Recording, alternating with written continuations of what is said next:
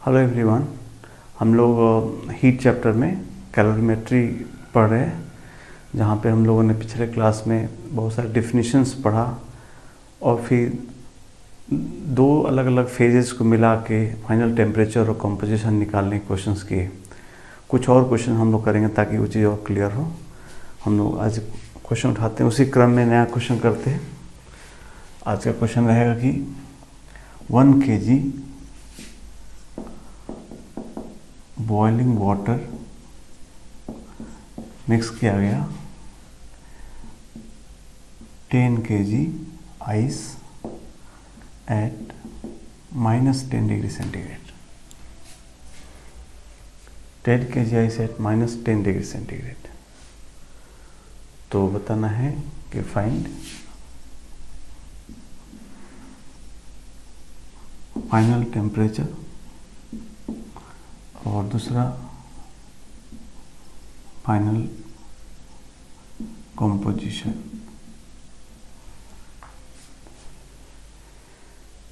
तो एक बार आप जैसे हमने सिखाया वो लाइंस बना के एक बार आप खुद से ट्राई कीजिए, फिर मैं करता हूँ। कहीं फंसेंगे तो उस चीज़ को क्लियर किया जाएगा। तो यहाँ पे पॉज कीजिए वीडियो को और खुद से सॉल्व कीजिए।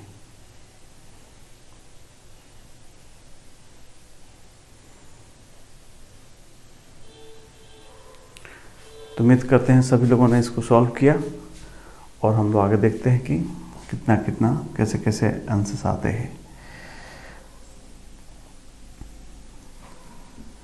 तो पहला जो बताया था कि जो चीज़ें दे उसको पहले प्लॉट करना है। तो 1 kg बॉइलिंग वाटर है तो 100 डिग्री सेंटीग्रेड पे वाटर हो गया 1 kg यानी 1000 ग्राम। दूसरा है आइस है -10 पे, इधर ये तो 0 है तो -10 नीचे हो गया, इधर हो गया -10 डिग्री सेंटीग्रेड पे आइस है 10 kg यानी इतना ग्राम। ठीक है, अब इसके बाद हम लोग को दोनों तरफ से चलना है, जैसा बात हुआ था। तो ये यहाँ से यहाँ आएगा और एक कदम इधर, दोनों एक एक कदम दोनों तरफ चलेंगे। तो यहाँ से हुआ हम अपना कितना, तो 1000 into m into s into t यानी 10 इंटू 10 पावर 4 कैलोरी हीट यहाँ से मिलेगा हमको। और अगर हमारा आइस -10 से 0 पे आता है तो इसको कितना चाहिए, तो 10,000 हो गया ये into half into delta T, है ना, हाफ डेल्टा टी। आइस का एस हाफ लेना है। तो ये हो गया अपना 5 इंटू 10 पावर 4।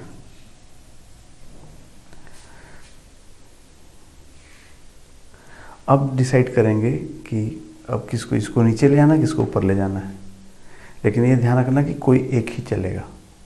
ये हम लोग कल एक नोट, वेरी इंपॉर्टेंट नोट करके नोट लिखे हम लोग कि ये ध्यान रखना है कि कोई जब फेज चेंज हो रहा है तो वहाँ कोई एक ही मास उस फेज को पास करेगा, दोनों तरफ से नहीं मोशन करना है। तो अब चलिए, तो देखिए ये आपको देता है 10, ये अभी सिर्फ 5 ले पाए, मतलब ये और ले सकते हैं, इसलिए इन्हीं को ऊपर जाना पड़ेगा। जाना मतलब पूरा पार करा के सोचेंगे। तो अगर ये पूरा पार हो जाता तो कितना हीट लेता, m into L F. m into L F का मतलब हुआ, m है अपना 10,000, एल एफ है 80। तो ये हो गया sir 80 into 10 power 4, 80 into 10 power 4। तो ये तो बहुत ज़्यादा हो गया भाई, देने वाला सिर्फ 10 देता है और ये हो 85 कहाँ से लाएंगे। लेकिन ये क्लियर है कि ऊपर जाएगा, बिकॉज यहाँ से यहाँ तक तो ये 5 ही ले पाया था और उसने 10 दिया था, ये उसको ऊपर जाना है। तो ये क्लियर हो कि ये ऊपर जाएगा, ये नीचे नहीं आएगा। ये तो समझ में आ गया। और अब दोनों एरो मिल गए तो हम एक आंसर नोट कर लिख देंगे क्या, कि यहाँ तक तो आइस 0 पे आ ही चुका था और ये पानी भी 0 पे आ चुका है, और सारा बर्फ़ नहीं पिघल पाएगा। इसका मतलब यही हुआ कि सारा नहीं पिघल पाएगा, यानी जो बर्फ़ है कुछ बच जाएगा किस पे, 0 पे। पानी भी किस पे आ गया, 0 पे। इसलिए फाइनल टेम्परेचर आंसर आ गया 0 डिग्री सेंटीग्रेड होगा। ये तो क्लियर है, पानी 0 आ चुका है और इसको नीचे नहीं आना, 0 पे रुके रहेगा। कुछ ये -10 से 0 पे आ ही जा रहा, 5 तो ले ही पा रहा है, तो 0 पे आइस आ ही जा रहा है। अब आइस भी 0 पे है, वाटर भी 0 पे है, सब कुछ 0 पे है, तो फाइनल जो मिक्सचर का टेम्परेचर होगा वो 0 हो जाएगा। और पूरा बर्फ़ नहीं पिघल पाएगी, तो मान लेंगे कि m ग्राम ही पिघल पाएगा। मान लेते हैं सिर्फ m ग्राम पिघल पाएगा, तो m इंटू 80 ही और हम ले पाएंगे। सो मिला कितना हमको, 10 × 10⁴ मिला। ये कहाँ कहाँ यूटिलाइज हो रहा है, एक तो ये 5 × 10⁴ यूटिलाइज हो गया -10 से 0 आने में, और m इंटू 80 और बर्फ़ को पिघलने में लगेगा। यहाँ से m निकाल लेंगे, तो ये हो गया 80m = 5 × 10⁴, यानी m हो गया अपना, हो गया 5/8 × 10⁻3, यानी 5/8 kg आइस मेल्ट होगी। 5/8 kg आइस मेल्ट हो जाएगी। सो कॉम्पोजिशन क्या क्या हो जाएगा, कितना वाटर होगा, तो ऊपर से वाटर 1 kg आया है और 5/8 kg बर्फ़ से पिघल के बना है, दैट इज 13/8 kg वाटर उसमें है। और आइस कितना बच गया, 10 kg आइस था अपने पास, उसमें से 5/8 kg मेल्ट हुआ, तो ये हो गया 75/8 kg उसमें आइस बचा है। इस सभी का टेम्परेचर 0 डिग्री सेंटीग्रेड है। तो ऐसे करेंगे, ठीक है, ओके। अब एक क्वेश्चन और कर लेते हैं जिसमें तीनों फेज हो, एक ही साथ तीनों फेज मिलाया जाए, उसको देख लेते हैं।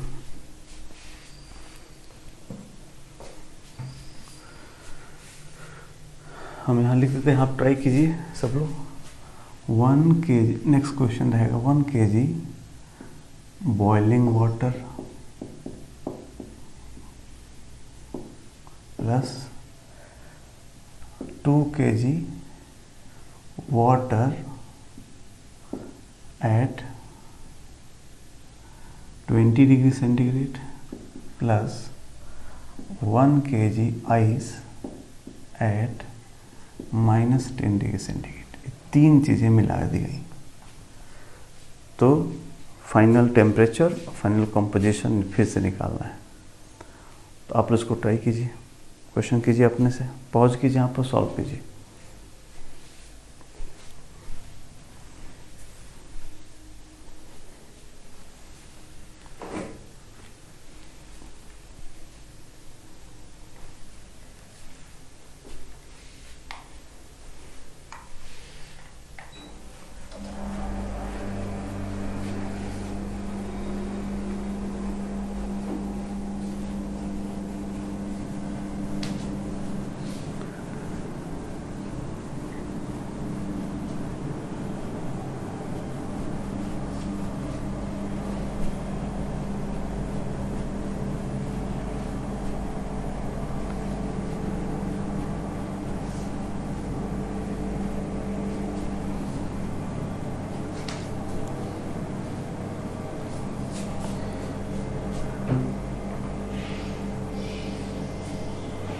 तो उम्मीद करते हैं कि सभी दोस्त पॉज करके सॉल्व किए हैं।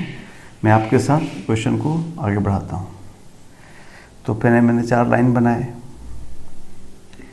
और प्लॉट किया जाए। हमारे पास 1 kg वाटर है यहाँ पर, जो कि टेम्परेचर अलग है। तो यहाँ पर 100 डिग्री सेंटीग्रेड पे वाटर है 1 kg। फिर बीच में भी वाटर है 20 डिग्री सेंटीग्रेड पर 2 kg, और फिर आइस नीचे है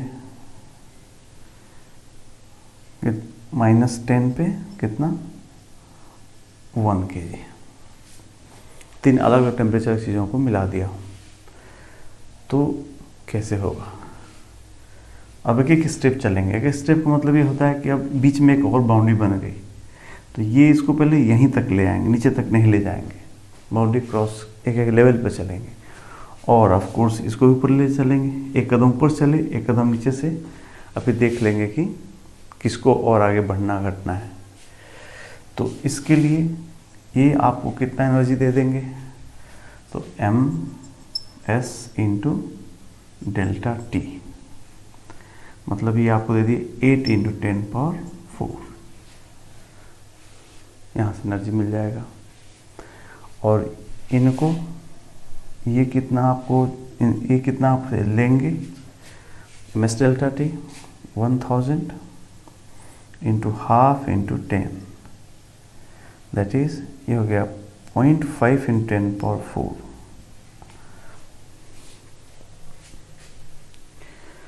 तो 8 अभी ज़्यादा है, 0.4 तो अभी पूरा नहीं ले पाए हैं, तो हम और नीचे भी नहीं आएंगे, बिकॉज जितना मिला उतना ही अभी नहीं ले पाए हैं। तो इनको ऊपर ले चलेंगे। इनको अगर ऊपर ले चलते हैं ऐसा, तो और कितना चाहिए इसको? mlf, तो 1000 इंटू 80, दैट इज ये हो गया 8 इंटू 10 पावर 4। तो यहाँ से 8.5 यूज चाहिए आपको चाहिए। अभी तक ये सिर्फ 8 दिए हैं, इसका मतलब कि अब इसको नीचे आना पड़ेगा, बिकॉज हमको चाहिए ज़्यादा। हमको 8.5 चाहिए, अभी तक 8 मिला है, इसलिए उनको और नीचे आना होगा। जब नीचे आएंगे तो अब दोनों ही मिल के नीचे आएंगे, दोनों वाटर हैं, दोनों मिल के नीचे आएंगे। कितना केजी? 2 KG, 3 KG. तो 3 केजी वाटर अब नीचे आएगा। कितना? ms डेल्टा 20 से 0, तो ये आपको दे देगा 6 इंटू 10 पावर 4। तो गड़बड़ हो गया। क्या गड़बड़ हो गया?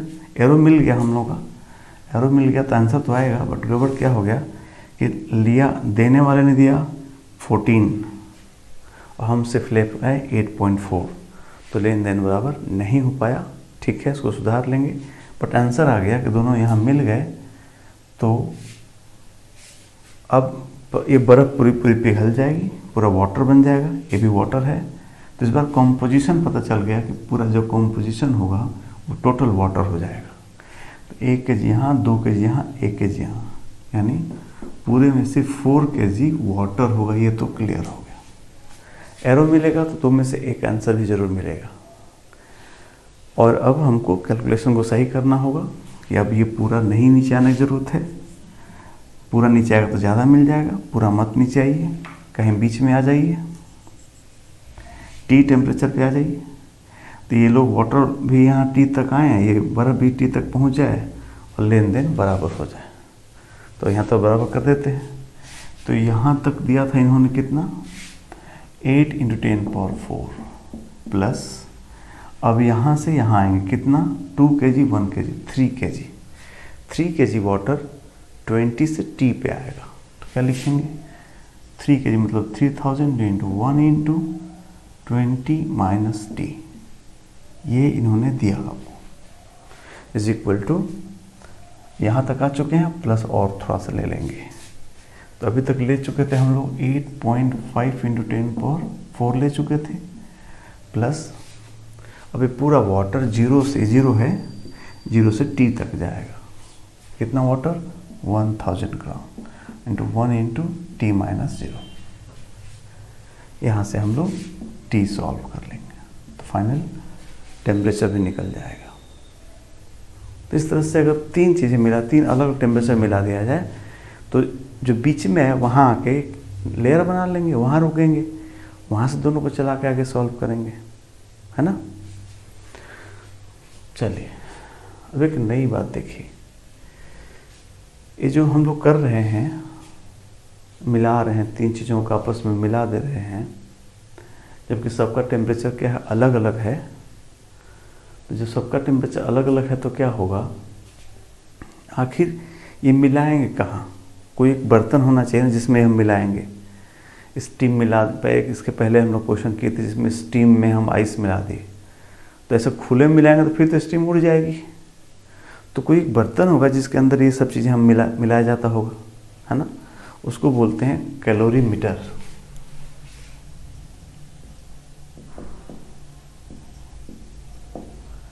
कैलोरीमीटर, कैलोरीमीटर क्या होता है, ऐसा कंटेनर है, कंटेनर होता है जिसके वॉल्स को हम लोग थोड़ा सा बाहर से थर्मली इंसुलेट कर देते हैं ताकि इसमें से हीट मत आया जाए, बाहर से आना जाना ना हो, हीट का एक्सचेंज ना हो। ये इंसुलेटिंग मटेरियल लगा देते हैं ताकि हीट न बाहर से आए न अंदर से बाहर जाए। और इसमें एक थर्मोमीटर भी लगा देते हैं ताकि इसका टेम्परेचर हम जब चाहें अंदर का फाइनल टेम्परेचर निकाल पाएंगे। एक थर्मोमीटर यहाँ लगा देते हैं और इसमें एक आउटलेट भी लगा देते हैं ऐसा, ताकि हम स्टीम को ले दे पाएँ। और फिर इसको ऐसा बंद किया रहता है, ये स्टीम के लिए आउटलेट लगा हुआ है। इसमें एक और ऐसा, इसको ऐसा स्टायरर लगा देते हैं ऐसे मिलाने के लिए, बिकॉज आइस बैड कंडक्टर है हीट का, वाटर भी, वाटर जल्दी गर्म नहीं होता, जल्दी ठंडा भी नहीं होता। तो पता चलेगा कि पानी है एक तरफ, बर्फ़ है उसी में, तो बर्फ़ के आसपास टेम्परेचर कम है और एक तरफ टेम्परेचर ज़्यादा है, जबकि पूरे कॉम्पोजिशन का एक टेम्परेचर होना चाहिए। तो इसको मिला के टेम्परेचर पहले बराबर करेंगे। तो ये स्टायरर है, ये हो गया आपका थर्मामीटर। ये स्टायरर क्या करेगा, उसको मिलाने के लिए बस। ये स्टीम आउटलेट हो गया या गैस आउटलेट जो भी कह सकते हैं, और ये हो गया थर्मोमीटर। और इसी में हम चीज़ें, ये जो कुछ हम यहाँ लिखे हैं सब इसी के अंदर मिलाया जाता है। बात ये है कि जब हम मिलाएंगे और पूरे कॉम्पोजिशन का टेम्परेचर में चेंज आएगा, तो ये बर्तन का जो ठीक है, बर्तन बाहर से हीट लेन देन नहीं करेगा, बट जो बर्तन की वॉल्स हैं वो तो हीट लेन देन, उनका तो टेम्परेचर चेंज होगा, तो वो असर डालेंगी, फ़र्क पड़ेगा। जैसे पहले मान लीजिए आप, क्वेश्चन है कि 1 kg बर्फ़ है और 1 kg पानी है, मिला दिया तो कुछ टेम्परेचर आ रहा। तो अगर कंटेनर रहेगा तो इस बात का फ़र्क पड़ना चालू हो जाएगा कि उसमें पहले कौन सा पड़ा हुआ है। जैसे पहले मान लीजिए बॉइलिंग वाटर है, इसके अंदर पहले बॉइलिंग वाटर है और ऊपर से आइस डाल रहे हैं, और बॉइलिंग वाटर होगा तो अंदर के जो वॉल्स हैं उनका टेम्परेचर तो 100 डिग्री सेंटीग्रेड हो जाएगा, और जब आइस डालिएगा तो मान लीजिए टेम्परेचर कम हो, 50 डिग्री टेम्परेचर हो गया, बर्फ़ गल गया, फाइनल टेम्परेचर 50 हो गया। तो इस वॉल का भी टेम्परेचर तो 100 से 50 होगा ना। तो ठीक है, बाहर से हीट नहीं आएगा, बट वॉल कुछ, वो तो उनका भी तो कुछ हीट कैपेसिटी होगा, तो वो जब 100 से 50 आएंगी तो वो भी हीट देंगी। तो ये एक बात हो गया। दूसरा बात, पहले बर्फ़ रखा हो और ऊपर से पानी डालें, तो पहले बर्फ़ रखे रहेंगे तो अंदर का टेम्परेचर हो गया 0, और पानी डालेंगे अगर आप तो क्या होगा, टेम्परेचर 50 आना था, तो क्या होगा कि ये वॉल का टेम्परेचर 0 था और वो 50 होने वाला है, तो वॉल को भी तो हीट चाहिए। तो अभी तक जो क्वेश्चन करते थे उसमें क्या होता था, वाटर देता था, आइस लेता था, बट ये बर्तन का भी लेन देन होगा, तो उसे हमारे आंसर में फ़र्क पड़ेगा, तो वो भी हमको इन्वॉल्व करना होगा। उसके लिए क्या करते हैं, इस कैलोरीमीटर का डिफाइन करते हैं वाटर इक्विवेलेंट।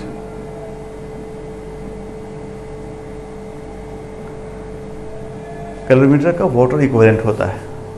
किसी कैलोरीमीटर का अगर वाटर इक्विवेलेंट मान लीजिए m ग्राम लिखा हुआ है, वजन में, मास में लिखा रहता है, 100 ग्राम लिखा है, तो m नॉट ग्राम अगर लिखा हुआ है कि इस कैलोरीमीटर का वाटर इक्विवेलेंट m नॉट ग्राम है, इसका मतलब ये होता है कि जब ये कैलोरीमीटर का टेम्परेचर चेंज होगा तो ये कैलोरीमीटर भी हीट एब्जॉर्ब करेगा चाहे रिलीज करेगा उतना ही जितना m gram water same temperature change के लिए करता।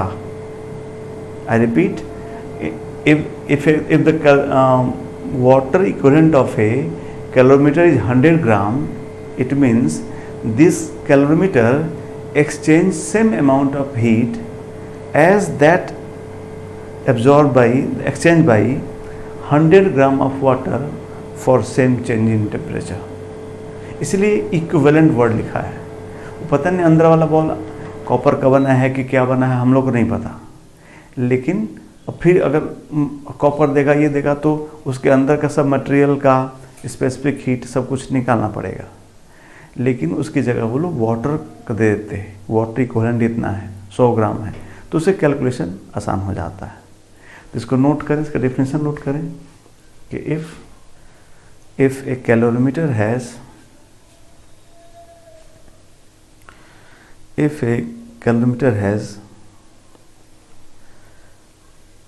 water equivalent equal to m gram, if a calorimeter has water equivalent equal to m gram,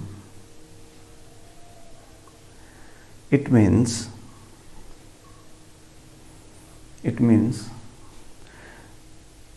it will exchange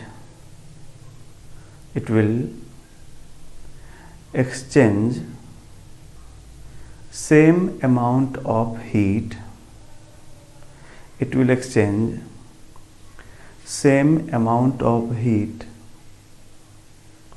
same amount of heat as that by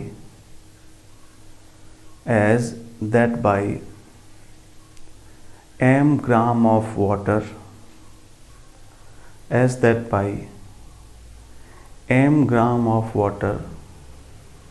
for same change in temperature,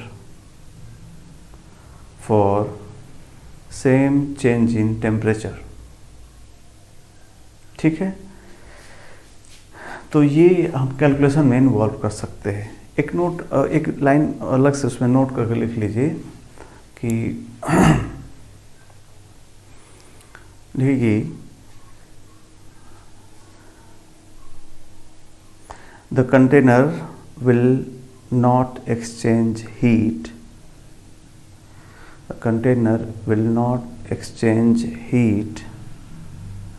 during phase change,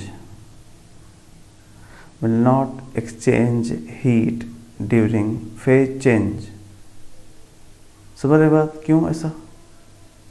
क्योंकि मान लीजिए 0 degree से उसमें ice पड़ा था 0 पर और वो पिघल गया, 0 वाटर बन गया, तो बर्तन को ऐसा नहीं पड़ा। आइस था तो बर्तन के अंदर का टेम्परेचर 0 था और पानी बन गया तो फिर 0 ही है। इसलिए बर्तन में टेम्परेचर में कोई चेंज नहीं हुआ, इसलिए वहाँ पर हीट का एक्सचेंज नहीं हुआ, है ना। तो कभी फेज चेंज होगा तो ये हीट एक्सचेंज नहीं कर पाए। जब तक टेम्परेचर चेंज नहीं होगा तब तक हीट एक्सचेंज नहीं करेगा, है ना।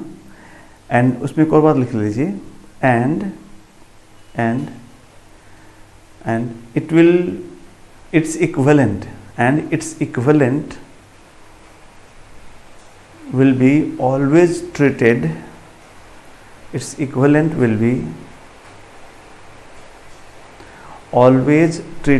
as water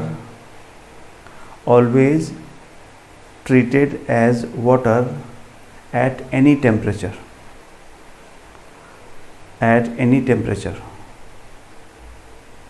ये क्या लिखा है? जैसे मान लीजिए कि पहले बर्फ़ पड़ा हुआ है, -10 पे बर्फ़ है, तो बर्तन का भी -10 हो गया टेम्परेचर अंदर का। अब बर्फ़ -10 से 0 हो गया तो अंदर का बॉल भी -10 से 0 हो गया। तो पूछेगा कि बताओ उस बर्तन ने कितना एनर्जी लिया, कितना हीट एब्जॉर्ब किया, तो उसको हमेशा वाटर ही मानना है। वो -10 से 0 हो जाएगा तो m × 1 × ΔT लिखेंगे, जबकि बर्फ़ तो हाफ होता है। एक्चुअली वो बर्तन न पानी है न बर्फ़, वो तो कॉपर का बना है तो कॉपर का ही है। ये जो मास है वो तो एक शॉर्टकट तरीका है लिखने का, इसलिए उसको हमेशा चाहे जिस माइनस पे भी हो तो उसको वाटर ही S1 ही लेना है। ठीक है, एक क्वेश्चन के थ्रू करके बताते हैं आपको। कहा कि क्वेश्चन लिखिए आप कि 2 kg water at 80 degree centigrade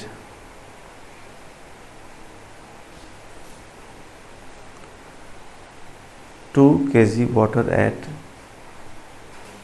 80 degree centigrade is poured in a calorimeter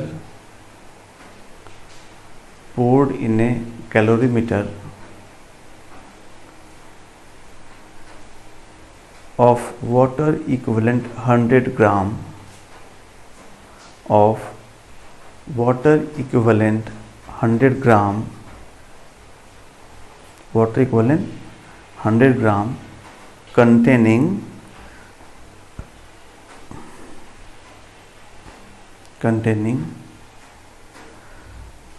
1 kg ice at -10 degree centigrade, containing 1 kg ice at -10 degree centigrade. Find the final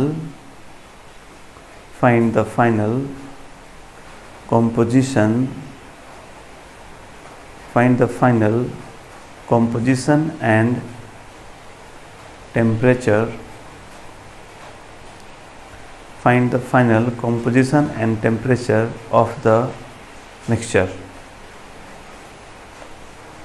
मैं करता हूँ, देखिए एक कैलोरीमीटर हुआ, कैलोरीमीटर है जिसका वाटर इक्विवेलेंट हमको दिया है कितना 100 ग्राम, और इसके अंदर क्या है, पहले आइस है कितना 1 kg आइस है एट -10 डिग्री सेंटीग्रेड। तो कंटेनर का भी अंदर का जो टेम्परेचर है वो -10 ही होगा, ध्यान रहिएगा। अब इसमें ऊपर से पोर किया जाता है वाटर, कितना 2 kg वाटर एट कितना 80 डिग्री सेंटीग्रेड इसके अंदर डाल दिया गया। तो फाइनल कंपोजिशन और टेम्परेचर बताना है। चलते ये डाटा यूज करते हैं हम लोग और डायग्राम बनाते हैं हम लोग, जो चीज़ जहाँ दिया वो प्लॉट करते हैं। तो पहले वो हम वाटर है हमारे पास है कितने पर 80 डिग्री सेंटीग्रेड पर कितना 2000 ग्राम वाटर है, और आइस नीचे है कितना 1 kg आइस है कितने पर -10 पे, और यहीं पे और क्या है 100 ग्राम आपका वाटर इक्विवेलेंट कंटेनर भी है, वो भी -10 पे ही है, ये ध्यान रखना होगा। बस मिलाया जाए, एक एक स्टेप चला जाए। तो एक स्टेप ये चलेंगे और एक स्टेप ये लोग चलेंगे, और फिर देखेंगे कि फेज को कौन क्रॉस करता है। तो अगर ये यहाँ से आएंगे तो हम कितना देंगे MS into delta T, 80 to 0, ये 0 वाटर है, ये 0 आइस है, यानी हो गया ये 16 इंटू 10 पावर 4 कैलोरी हीट यहाँ से मिल जाएगा। सही बात, इनसे पूछ लिया जाए।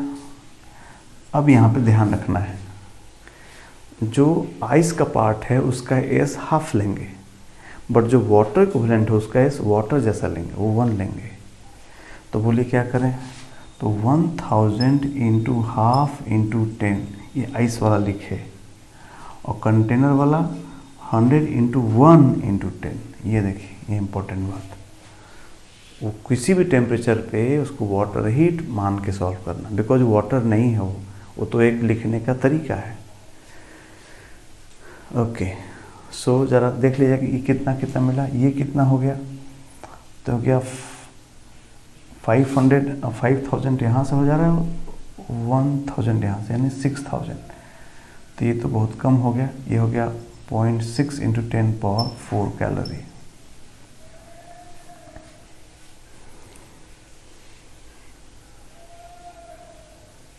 ठीक है, यानी बर्फ़ तो बहुत कम अभी यूज हो पाया और एनर्जी हमारे पास और ज़्यादा है, इसलिए इन्हीं को चलना होगा। तो इनको पूरा पार कराया जाए, पार करके देखा जाए कि और इनको कितना चाहिए। तो अब क्या करना है, अब जो बर्फ़ है, आइस है, वो तो हीट लेगी लेकिन कंटेनर नहीं लेगा। कंटेनर यहाँ पे 0 पे है, यहाँ पे 0 पे है, तो जब तक उसमें टेम्परेचर चेंज नहीं होगा, फेज चेंज के दौरान वो हीट एब्जॉर्ब नहीं करेगा। तो जो करेगा वो सिर्फ आइस करेगी। कितना करेगी? 1000 gram into 80, that is 8 into 10 power 4। तो 8 इंटू 10 पावर 4 और हीट ले सकती हो। एंड टोटल हीट कितना लिए लो? 8.6। 8.6 ले पाए लो, और देने वाला तो 16 था, इसलिए क्लियर हो गया कि अब ये लो और ऊपर जा सकते हैं और बर्फ़ पूरी पिघल जाएगी। तो कंपोजिशन हमको पता चल गया। कंपोजिशन में क्या क्या हो गया? तो ये ऊपर से हमारे पास 2000 वाटर यहाँ से मिलेगा, 2 kg यहाँ से मिलेगा और 1 kg बर्फ़ मिलेगा। हमारे पास 3 kg उसके अंदर क्या हो गया? वाटर हो गया। कहीं गलती से इसको ना जोड़ दे, ये 100 ग्राम मत जोड़ दीजिएगा, बिकॉज जो 100 ग्राम है नहीं पानी वहाँ पे, वो तो इक्विवेलेंट लिखने का आसान तरीका है, उसको वेट में काउंट नहीं करना है। तो 2 kg यहाँ पानी था, 1 kg यहाँ, 3 kg वाटर पूरा बन गया। और फिर वही बात जैसे पहले करते थे, टेम्परेचर T मान लेते कर देते आपके लिए हम। अब ये पूरा नीचे आने की ज़रूरत नहीं है, कहीं बीच में ही लोग T पे रुक जाएंगे, ये यहाँ आएगा और ये लोग यहाँ से यहाँ पहुँच जाएंगे। तो इक्वेट कर देंगे हम लोग। ये कितना देंगे अब हमको? तो 2000 इंटू 1 इंटू 80 माइनस T इतना मिलेगा, यही ये लोग लेंगे। तो यहाँ तक तो पता है कि 8.6 इंटू 10 पावर 4 ले चुके थे, प्लस और 0 से लोग T तक जाएंगे। अब टेम्परेचर बढ़ा तो कंटेनर भी अब लेगा। किसके जैसे लेगा? वाटर के जैसे। ये भी वाटर है, तो एक साथ मिला के लिख देते हैं 1000 plus 100 1100 into 1 into T minus 0। फिर यहाँ से आप T सॉल्व करके निकाल सकते हैं। तो ये कॉन्सेप्ट हो वाटर इक्विवेलेंट का, ठीक है। वाटर इक्विवेलेंट जेईई ने पूछ रखा है, इसलिए इसको ध्यान से रखना है और इस तरह हमारा चीज़ कंप्लीट होता है, ठीक है। तो ये कैलोरीमेट्री हुआ, हर तरीके के क्वेश्चन हमने करा दिया। अब जो कैलोरीमेट्री के सीट आपको मिला उसको आप सॉल्व करें, है ना, और डिफरेंट टाइप्स क्वेश्चन करेंगे तो आपको चीज़ें बहुत क्लियर हो जाएंगी।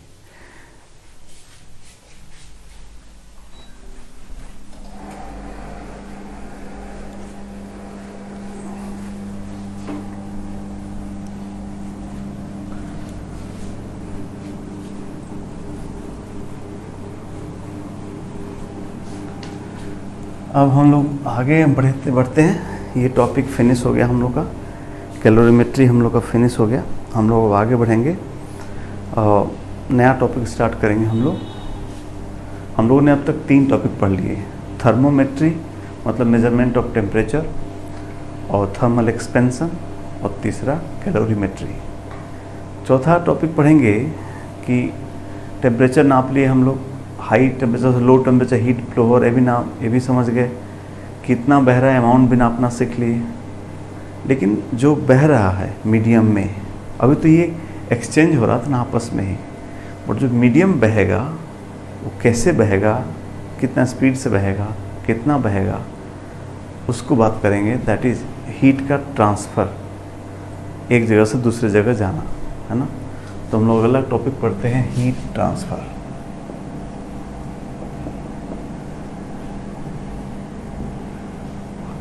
हीट ट्रांसफ़र, हीट का चलना। तो ये फेवरेट टॉपिक है, सब लोग जानते होंगे। 3 मोड्स होते हैं, 3 मोड्स होते हैं। पहला कंडक्शन, दूसरा कन्वेक्शन, एंड तीसरा रेडिएशन। तीन तरीके से हीट चलती है। कंडक्शन, कन्वेक्शन और रेडिएशन, ये हम लोग को पढ़ना है, ये हम लोग स्टार्ट करने जा रहे हैं। कंडक्शन में क्या होता है कि जैसे सॉलिड्स होते हैं, अब एक रॉड हुआ, एक तरफ टेम्परेचर 100 हो गया, एक तरफ 0 हो गया, तो जिधर टेम्परेचर ज़्यादा उधर से हीट एंटर करेगी और मीडियम के सारे पार्टिकल अपने जगह पे रहते हैं, ये हीट को उससे लेके आगे ट्रांसफ़र करते रहते हैं, अपने जगह पर रहते हुए हीट इंटरनल एनर्जी को हीट के फॉर्म में हाई टेम्परेचर बॉडी से लो टेम्परेचर बॉडी की तरफ पास करते रहते हैं। तो पार्टिकल बाय पार्टिकल एक एक करके होकर बहता है, इसको कंडक्शन कहते हैं। कन्वेक्शन क्या होता है कि जिसको एनर्जी मिला, इंटरनल एनर्जी मिला, वो खुद ही चल के एंड तक जिसको चाहिए उसको पहुंचा देता है, वो खुद चलते हैं।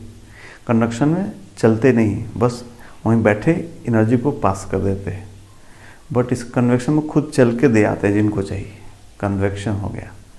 और रेडिएशन में क्या है कि जहाँ से निकला और जहाँ पहुँचना था सीधे पहुँच गया, बीच में मीडियम का कोई रोल ही नहीं है, तो हो गया रेडिएशन। जैसे क्लासरूम में बच्चे बैठे हैं, एक रो में बैठे हैं, अब मान लीजिए हम टीचर उस क्लासरूम के सबसे अंतिम बच्चे को एक पेन पास करना चाहते हैं, बच्चे को पेन चाहिए, हम पेन पास करना चाहते हैं, तो उसका 3 तरीका हो गया। मैं अपनी जगह खड़े रहूं, मैं अपने सामने वाले बच्चे को दूँ, बेटा इसको पास करो, चलो अपने जगह बैठे रहेंगे, एक एक करके पेन पास करते जाएंगे और लास्ट बच्चे को पेन मिल जाएगा। तो ये तरीका हुआ कंडक्शन का, कि मीडियम अपने जगह पे बने रहा और एनर्जी फ्लो कर गई, एक हुआ कंडक्शन।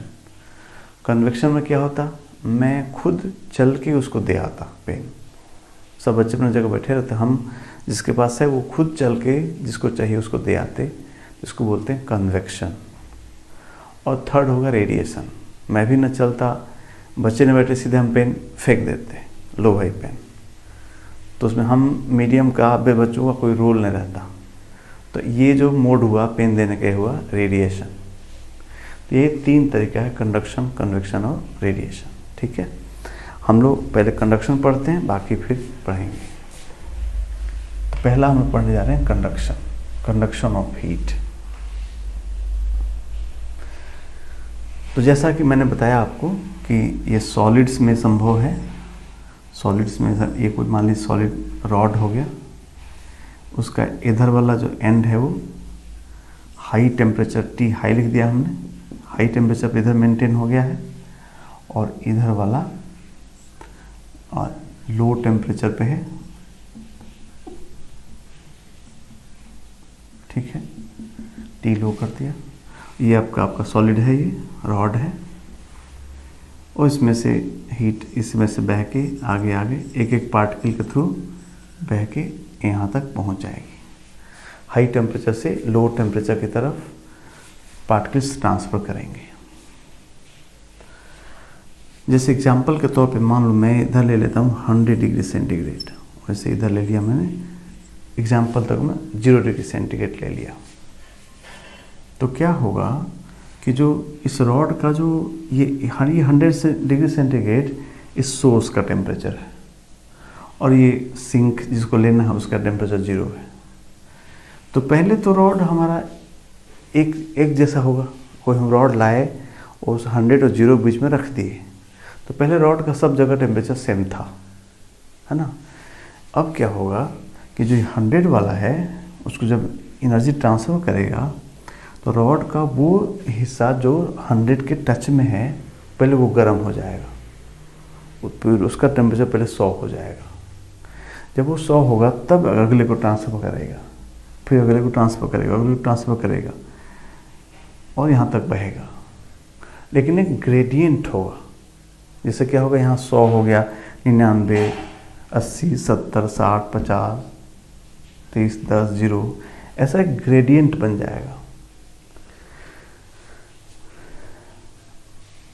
इसको समझने के लिए हम लोग एक दूसरा एग्जाम्पल लेते हैं, ये बात कैसे कंडक्शन होता है इसको समझने के लिए दूसरा एग्जाम्पल लेते हैं। इसका सबसे बेहतरीन एकदम एग्जैक्ट बात क्या है कंडक्शन समझना है, तो ये एग्जाम्पल मैं आपको देता हूँ, परफेक्ट बात समझ में आएगी। क्या करना है, मैं कुछ 5 बच्चों को बुलाया और उनके एज के हिसाब से लाइन में खड़े करा दिया। पहले 10 साल का बच्चा है मेरे सामने, वो खड़ा है, उसके सामने 8 साल, 6 साल, 5 साल, 4 साल तक के से बच्चे खड़े हैं लाइन में, ठीक है। तो या 1-1 साल का अंतर ले लेते हैं, 10 साल, 9 साल, 8 साल, 7 साल, 6 साल, 5 साल, 5 साल का लास्ट बच्चा खड़ा है और मेरे सामने से लाइन में खड़े हैं। और मैं उनको एक बात बोलने जा रहा हूँ, देखो भाई मैं तुम लोगों को टॉफ़ीज़ देने जा रहा हूँ, टॉफ़ी दूंगा मैं तुमको, और हर बच्चा टॉफ़ी रख सकता है कितना, जितना ईयर्स उसका एज है। कहने का मतलब जो 10 साल का बच्चा है वो 10 टॉफ़ी रख सकता है, अगला 9 रख सकता है, बाकी पास करना होगा। तो वो लाइन में खड़े हो गए और मैं टॉफ़ी देना चालू किया, पहले बच्चे को देना चालू किया। तो जब मैं 10 दे दूँगा, मैं पहला दिया तो पॉकेट रख लेगा, दूसरा रख लेगा, है ना, 8वां, 9वां, 10वां रख लेगा, लेकिन मैं लगातार दे रहा हूँ। तो जब ही 11वां दूंगा मैं, वो अगले बच्चे को पास करेगा, फिर वो रखना चालू करेगा, 9 रख लेगा, तब फिर अगला रख देगा, अगला रखना चालू करेगा, करते करते जो लास्ट में 5 साल का बच्चा है, जब वो 5 अपने पॉकेट में रख लेगा तो भी मैं अगर टॉफ़ी दूँ, क्योंकि अब क्या करना, तो कहीं वो जो बास्केट है उसमें डालते चले जाओ। वो 5 साल के बच्चे के बगल में एक बास्केट है, उसमें एक्स्ट्रा टॉफ़ी को डालना है। तो इनके पास 9, इनके पास, इसके पहले के पास 10, दूसरे के पास 9, 8, 7, 6, 5, सब लोगों ने अपने एज के हिसाब से टॉफ़ी रख ली। अब मैं अगर टॉफ़ी दूंगा तो टॉफ़ी सीधा जाके पास करेगी और बास्केट में पड़ेगी। अब मैं लगातार देते जाऊंगा तो ये लगातार मेरा टॉफ़ी फ्लो करेगा, बिकॉज ये बच्चे सेचुरेट हो गए, जितना रखना था वो लोग रख लिए। तो अब जो टॉफ़ी जाएगा वो फ्लो करेगा, है ना। तो ऐसे ही होता है। ये हुआ टॉफ़ी देने वाला हाई टेम्परेचर। जब देना चालू करेगा तो पहले बगल वाला रखेगा 99, फिर अगला 98, 50, 40, 30, 20, 0। माने जैसे जैसे आगे बढ़ते जाएंगे, हर एक टुकड़ा में एनर्जी अब्जॉर्ब होती है। इधर वाले ज़्यादा अब्जॉर्ब करते हैं, कम अब्जॉर्ब करते हैं, तो एक ग्रेडियंट बन गया 100 से लेकर 0 तक। तो इस रॉड का ये एंड 100 पे हो गया और ये एंड 0 पे हो गया, बीच में यूनिफॉर्मली घट रहा होगा ऐसा, अगर ये रॉड यूनिफॉर्म हुआ तो। और इसमें बाहर हीट ना जाए, ये हम लोग ऐसा इंसुलेट कर देंगे। जैसे बीच के बच्चा जब उसके पास टॉफ़ी ज़्यादा हो गया तो बाहर फेंके मत, अगले बच्चे को पास करे। ये क्या बना रहे हैं हम लोग, ये इंसुलेशन, थर्मली इंसुलेटेड बना रहे हैं, ताकि ना बाहर से हीट आए ना बाहर जाए, जो है रॉड में ही चले। तो एक ऐसी स्टेट आएगी जब ये रॉड सेचुरेट हो जाएगा, और तब जितना हीट हाई एंड से बहेगा लो एंड तक पहुंचेगा। सही बात है। तो एक्सपेरिमेंटली देखा गया है कि एट सेचुरेटेड स्टेट, बनाना चालू करिए सब लोग, at saturated state it has been observe that कि delta Q by delta T, that is flow, heat flowing per unit time, that is proportional to rise change in temperature। जितना ज़्यादा temperature difference होगा उतना तेज़ी से heat बहेगा। और देखा गया क्या, प्रोपोर्शनल टू एरिया, ज़्यादा एरिया होगा तो ज़्यादा हीट बहेगा। और देखा गया प्रोपोर्शनल टू 1 लेंथ। 3 चीज़ें, proportional, directly proportional to temperature change, directly proportional to the area cross section of the rod, but inversely proportional to its length. ज़्यादा दूर होगा तो हीट पहुँचते पहुँचते कम हो जाएगी। This has been experimental observation. So भी इसको मिला के हम रिलेशन बनाएंगे, delta Q upon delta T is equal to कुछ कांस्टेंट K इंटू एरिया एक आ रहा है और एक डेल्टा टी आ रहा है अपॉन एल। यही फॉर्मूला यूज करेंगे हम लोग कंडक्शन ऑफ हीट के लिए। लेकिन ध्यान रहे ये तभी तक सही है जब तक सेचुरेट हो, सेचुरेटेड स्टेट में आ जाए, पहली बात। दूसरी बात कि बाहर से हीट का एक्सचेंज ना हो, जो हीट हो रॉड में ही बहे, तो ये फॉर्मूला वैलिड है। ठीक है, इस फॉर्मूले को हम लोग थोड़ा और ढंग से लिखना चाहते हैं। Delta Q upon delta T equal to delta T upon L by K A, ऐसा एल बाई के ए। समझ रहे बात? तो ऐसा क्यों लिख रहे हैं वो समझें। कंडक्शन ऑफ हीट बहुत आसान है अगर आपको ओम्स लॉ आता है। करंट में ओम्स लॉ अगर आपको आता है तो बहुत अच्छी बात है। कोई रॉड है, अगर रजिस्टर है ऐसा कोई जिसकी लंबाई एल हो, इसका एरिया क्रॉस सेक्शन ए हो, तो इस पे अगर हम, इसका रेजिस्टेंस होता है रो एल बाई ए या एल अपान सिग्मा ए। रो होता है रजिस्टिविटी, सिग्मा होता है कंडक्टिविटी, सिग्मा होता है इलेक्ट्रिकल कंडक्टिविटी।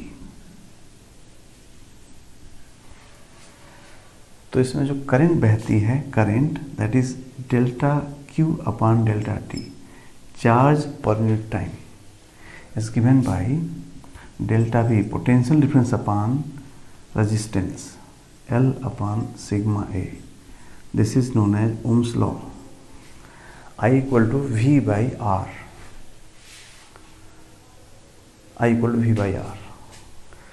अब शायद आपको समझ में आ रहा होगा मैं ओम्स लॉ क्यों लिख रहा हूँ। देख रहे हैं, इसको कंपेयर कराइए। इसके बगल में हम इधर लिखते हैं delta Q upon delta T equal to delta V upon L upon sigma A. ये दोनों फॉर्मूले देखिए कितने एकदम जैसे हैं, नहीं? क्या क्या एक जैसे हैं? यहाँ क्या होता है हीट पर टाइम, तो यहाँ क्या है चार्ज पर टाइम। हीट के लिए टेम्परेचर डिफरेंस है, इसके लिए पोटेंशियल डिफरेंस। ये है रेजिस्टेंस, ये भी है रेजिस्टेंस। एल लेंथ के है थर्मल कंडक्टिविटी, ये है electrical conductivity. A cross section area, A cross section area. So it is exactly similar to क्या ओम्स लॉ। यहाँ पर जो के होगा हम लोग के को बोलेंगे कोफिशिएंट ऑफ थर्मल कंडक्टिविटी या थर्मल कंडक्टिविटी, थर्मल कंडक्टिविटी। यह है इलेक्ट्रिकल कंडक्टिविटी। सो इसी को आगे बढ़ाते हैं। यहाँ जो आई होगा वो होगा ITH कहेंगे, थर्मल करंट। अच्छा एक बात सब लोग समझ लें, मैं कोई शॉर्टकट मेथड नहीं पढ़ा रहा हूँ, ये पढ़ाई ही एकदम यही है। कोई भी सर आपको पढ़ाएंगे तो यही बात पढ़ाएंगे। डेल्टा क्यू अपन डेल्टा टी को मैं थर्मल करंट मैं नहीं कह रहा हूँ, कहा जाता है।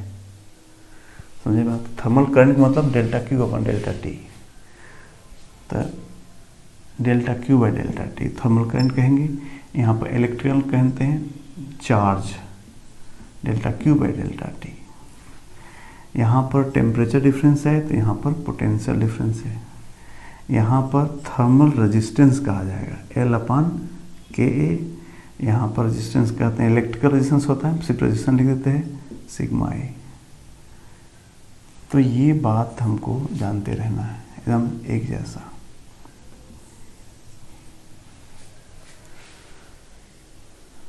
करंट हाई टेम्परेचर से, करंट हाई पोटेंशियल से लो पोटेंशियल में बहती है, हीट हाई टेम्परेचर से लो टेम्परेचर में बहता है। जैसा वहाँ रेजिस्टेंस वैसे यहाँ रेजिस्टेंस है।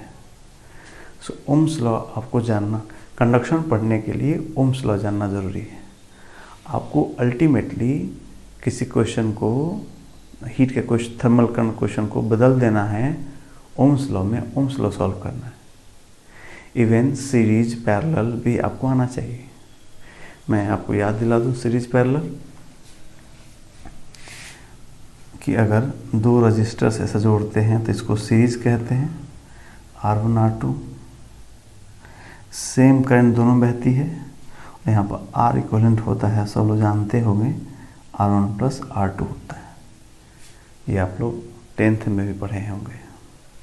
और पैरेलल में क्या होता है, दो पैरेलल रेजिस्टेंस ऐसे हो गए, R1 R2, तो यहाँ पर इसका यहाँ होता है 1/R इक्वल, नहीं, 1/R equivalent equal to 1/R1 plus 1/R2, और दोनों के क्रॉस पोटेंशियल सेम होता है। पैरेलल में दोनों के क्रॉस पोटेंशियल सेम होता है। जो मैं बातें बोल रहा हूँ मुझे यही पढ़ाना है, आपको यही पढ़ना है। मैं शायद ये कह रहा हूँ कि जब ही मैं आपको इस हीट के क्वेश्चन को, कंडक्शन के क्वेश्चन को ओम्स लॉ बदलना सिखा दिया तो मेरा काम ख़त्म। बाकी ओम्स लॉ लिखना है ना। मैं तो चाहता हूँ कि आपको ये भी आए, क्या क्या,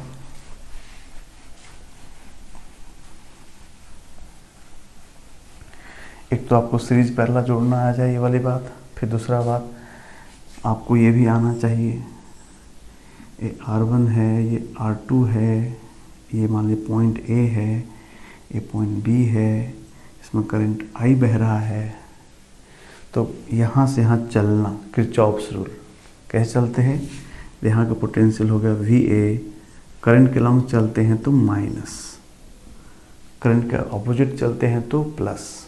तो ये हो गया IR माइनस IR, आगे बढ़ेंगे तो minus IR2 equal to VB। मैं चाहता हूँ कि ये बात भी आपको आना चाहिए, सेल से करंट बहना, रजिस्टर्स का सीरीज पैरेलल जोड़ना, और अगर रजिस्टर में करंट बह रहा है तो उसको सर्किट में से लिखना, ये आपको आना चाहिए। अगर इतना आता है तो कंडक्शन का कोई क्वेश्चन बहुत इजीली कर सकते हैं, जैसे हम आपको करके दिखाते हैं। चलिए,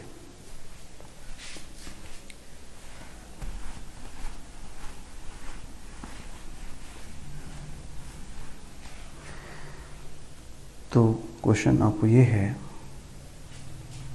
कि ऐसा रॉड है और एक छोटा रॉड है, ये लेंथ 12 है, इसका लेंथ L है, एरिया देख ही रहे हैं दोनों का सेम है। ये 100 डिग्री सेंटीग्रेड है और ये 0 डिग्री सेंटीग्रेड है, दोनों सेम मटेरियल का बना हुआ है, कंडक्टिविटी दोनों का सेम है। तो कहा ये जो जॉइंट है इसका टेम्परेचर आपको बताना है, इस जॉइंट का टेम्परेचर बताना है। Find the temperature of the joint. तो मैंने कहा इसको आपको बदल देना है। अभी आपको इसको ओम्स लॉ में इसको दो रजिस्टर्स ऐसे बना लेना है, मन में दो रजिस्टर बना लेना है, और कहना कि एक तरीके से यहाँ पे 100 वोल्ट लगा हुआ है, यहाँ पे 0 वोल्ट लगा हुआ है, और रेजिस्टेंस लिख लिया जाए। तो इसका रेजिस्टेंस कितना हो जाएगा बालक, L/KA। इसका कितना हो जाएगा 12/KA, माने इसका ये डबल है। तो क्यों ना हम इसको R और इसको 2R कह ले, ऐसा, इसका डबल है ना ये, तो ऐसे लिख लो। और एक मन में कहो कि यहाँ के हमको पोटेंशियल बताना है, इसको हम T कह रहे हैं, यहाँ का पोटेंशियल निकाल दोगे आंसर आ जाएगा। तो निकाल देते हैं, कैसे करेंगे। तो मानते इसमें करंट I बहेगा, तो जो करंट यहाँ से बहेगा वो करंट यहाँ बहेगा। तो पहले तो I निकाल लेना चाहिए था, I कितना हो जाएगा बालक, यहाँ से यहाँ का, तो सीरीज में रेजिस्टेंस हो गया कितना 3R। तो पोटेंशियल डिफरेंस लगा 100/3R, ये हुआ करंट बह रहा है। अब हम यहाँ से चल के यहाँ आ जाएंगे, तो लिखेंगे कैसे, 100 minus I into 2R is equal to T, या सिंपल लिख सकते हैं 100 minus T equal to I into 2R, एक ही बात है। अब I की वैल्यू पुट कर दिया जाए, तो 100 माइनस I है आपका 100/3R into 2R is equal to T. So T is 100 minus 200 by 3, that is 100 by 3 degree centigrade. मैं जोर दे के बात कहना चाहता हूँ कि आपको कंडक्शन नाम का चैप्टर नहीं पढ़ना है, आपको ओम्स लॉ ही पढ़ना है। कंडक्शन में आपको जितना जल्दी से, जितना अच्छे से आप रॉड को, कंडक्शन के क्वेश्चन को आप ओम्स लॉ क्वेश्चन बदल लेते हैं, उतना जल्दी, उतना आसानी से क्वेश्चन आप कर सकते हैं। हर एक क्वेश्चन को कन्वर्ट करने की कोशिश कीजिए। मैं लास्टली आपको एक और आईटी का क्वेश्चन करके फिनिश करता हूँ।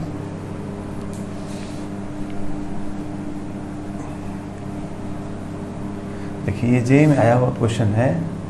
ऐसा रॉड बना हुआ था, ऐसा कहा कि ये तीनों एक जैसे, 3 सिमिलर रॉड्स है। इसका 90 डिग्री सेंटीग्रेड टेम्परेचर दिया था, इसका 60 डिग्री सेंटीग्रेड, 30 डिग्री सेंटीग्रेड और ये 30 डिग्री सेंटीग्रेड। ऐसा कहा कि इसका टेम्परेचर बताइए। 90 है, ये 30 है, 30 है, तो इस जॉइंट का हमको टेम्परेचर बताने को पूछा गया क्वेश्चन। ऐसा क्वेश्चन आया आईटी में। तीनों सिमिलर रॉड्स हैं, तो क्या करना है बालक? पहले तो मैंने कहा जो बच्चा जितना जल्दी से इसको करंट के क्वेश्चन बदलेगा वो आसानी से क्वेश्चन कर पाएगा। कोई और अल्टरनेट्स खोज रहे हैं तो फिर आप अपने को परेशान करेंगे, उससे कोई फ़ायदा नहीं होगा। आपको अल्टीमेटली ये कन्वर्ट करना ही है। अब मन में रखिए कि 90 वोल्ट है, ये 30 वोल्ट है और ये 30 वोल्ट है, नहीं? अब इधर से अगर आई करंट बहता है, आई आएगा, इधर 30, इधर 30, ये भी आर, ये भी आर, तो आधा तो बढ़ जाएगा। I/2 उधर चले जाएगा और I/2 इधर चले जाएगा। अगर नहीं होता तो अलग अलग मान लेते हैं, I1 I2 मान लेते हैं, ऐसा कर लेते हैं। तो अब यहाँ से चल के यहाँ पहुँच जाएंगे तो I निकल जाएगा, फिर यहाँ से यहाँ पहुँच जाएगा तो T निकल आएगा हमारा। मैंने अभी कहा था ना आपको चलना आना चाहिए, चल के दिखाया करंट के अलावा -IR। तो आप 90 चल के 30 पे पहुँचिए, 90 minus I into R minus I/2 into R, देख रहे हैं, इक्वल टू 30।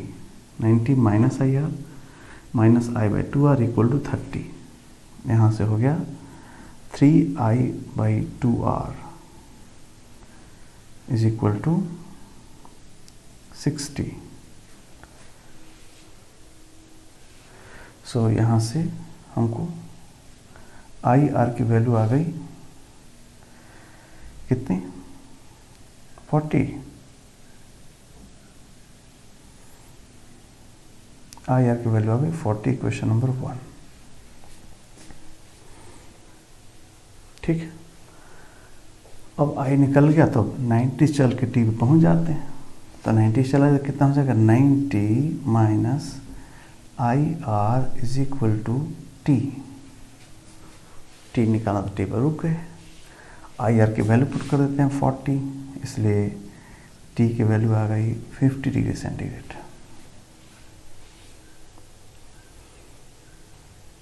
देख रहे हैं?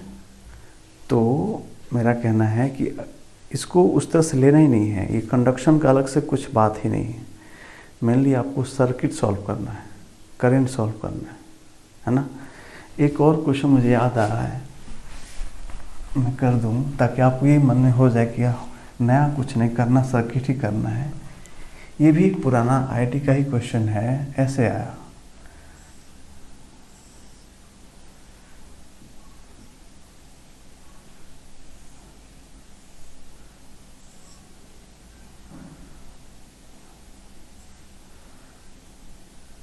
ऐसे सब सर्किट बना हुआ है, बीच में भी एक रॉड जुड़ा हुआ है, ये 100 पे है, ये 0 पे है और इसका T पूछा गया है।